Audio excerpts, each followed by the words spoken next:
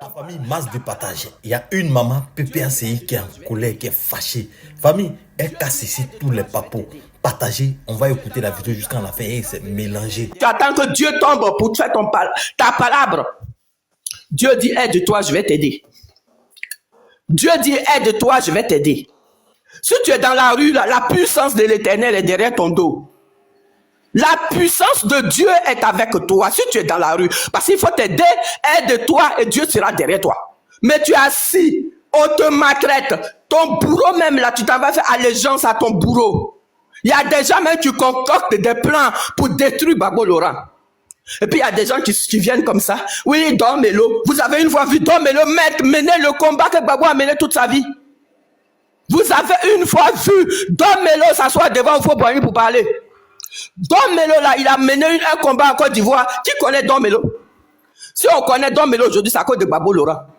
C'est Don Melo là qui prend le couteau en plein milieu d'élection pour poignarder Gbagbo Laurent au dos. Et puis vous dites, Don Melo, mais vous l'avez une fois vu prendre une photo avec Poutine. Vous avez une fois vu Don Melo dans la réunion de Poutine. Donc arrêtez vos histoires de Don Melo. Arrêtez vos histoires de Don Melo, parce que Don Melo, qui dit Don Melo, dit Blé Goudé, qui dit Blé Goudé, dit Simone, qui dit Simone, dit Ouattara. Vous voulez qu'on parle? On va parler. Donc vous, le peuple de Côte d'Ivoire, des feignants, des gens irresponsables, des gens qui ne savent pas défendre leurs droits, les gens qui attendent toujours des vieillards pour se battre pour eux, des gens qui attendent toujours Gbagbo Laurent, mais le jour Gbagbo n'est plus.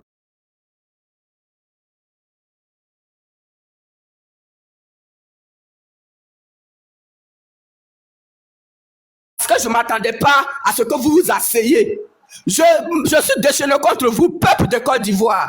Des ignorants, les gens qui ne savent même pas ce que c'est que défendre sa constitution, les gens qui ne savent même pas ce que c'est que défendre Gbagbo Laurent, les gens qui ne savent pas que Gbagbo Laurent a été humilié. Gbagbo Laurent a été humilié. Il attend que vous le rétablissez dans ses droits. C'est vous qui allez rétablir Gbagbo Laurent dans ses droits. Le pauvre, il vous attend pour le rétablir dans ses droits. Il compte sur vous. Ce n'est pas à vous de compter sur Gbagbo Laurent. Vous attendez le mot d'ordre de Gbagbo Laurent. Vous n'avez pas honte. Ouattara vous a donné le mot d'ordre. Ouattara, c'est un garçon. Vous êtes des femmelettes. Lui, au moins, s'il est garçon, il a dit, je suis candidat. Il n'y a pas une mouche qui bronche. Et tous les hommes de Côte d'Ivoire, ce sont des femmes enceintes. Ils sont tous enceintes. Ils attendent 9 mois pour aller accoucher. Parce qu'ils ne peuvent pas bouger. Ils ont le ventre creux. Ils attendent Gbagbo Laurent. On va accoucher Gbagbo Laurent. On va accoucher Gbagbo Laurent pour aller se battre. Tous les hommes de Côte d'Ivoire, ils sont bourrés d'enfants dans le ventre. Vous êtes enceintes. Vous êtes des femmelettes. Ouattara vous a donné le mot d'ordre. Et puis oui, comme le président est dans son idéologie, on est dans sa tête, on va attendre le 9. Vous croyez que vous pouvez marcher? Depuis le 2, vous n'avez pas marché. Ouattara a dit qu'il est candidat, personne n'a branché. Vous allez marcher le 2. Il va faire comme on appelle son indépendance tranquille. Il va mettre des stratégies en place. Et puis vous, si vous êtes garçon, sortez, vous allez voir. Avec Ouattara, on n'a pas besoin de mot d'ordre. Avec Ouattara là, vous sortez dans le dos. Pourquoi vous attendez le mot d'ordre? Pourquoi? On vous arrache votre pays et vous attendez le mot d'ordre de quelqu'un d'autre. Gbagbo Laurent n'est pas fatigué. C'est pas devant vous on l'a accusé de crimes contre l'humanité. Vous voulez qu'il retourne à la CPI. Vous voulez que quelqu'un qui a fait plus de 10 ans là, il n'a qu'à retourner à la CPI. Mais si Gbagbo Laurent vous donne le mot d'ordre là, on peut l'accuser de crimes contre l'humanité aussi. Vous êtes fous, vous êtes malades. Vous êtes malades. Vous êtes des malades. Vous, on vous arrache votre pays. Les Libanais, ils vendent votre tête devant vos yeux. On gifle les militaires. On vous maltraite. Mais vous ne souffrez pas. Vous ne souffrez pas. Parce que quand tu es dans la souffrance, là tu te lèves. Mais quand tu es heureux, tu n'as pas envie de te battre. Si vous étiez dans la souffrance, là, je crois que vous allez vous lever. 5 francs, aucun Ivoirien n'envoie en Côte d'Ivoire.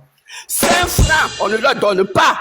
Parce qu'ils sont heureux là-bas. Celui qui va appeler pour dire je suis malade, on ne donne rien. Celui qui va vous appeler pour dire qu'ils ont besoin de sous, pas l'argent ne quitte nulle part pour leur donner. Parce qu'ils veulent que Ouattara les maltraite, ils seront dans cette maltraitance-là. Des maudits que vous êtes. Je m'arrête là.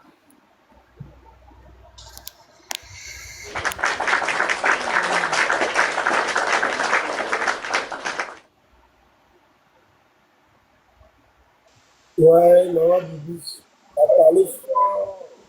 Madame, on va continuer, non? Donc,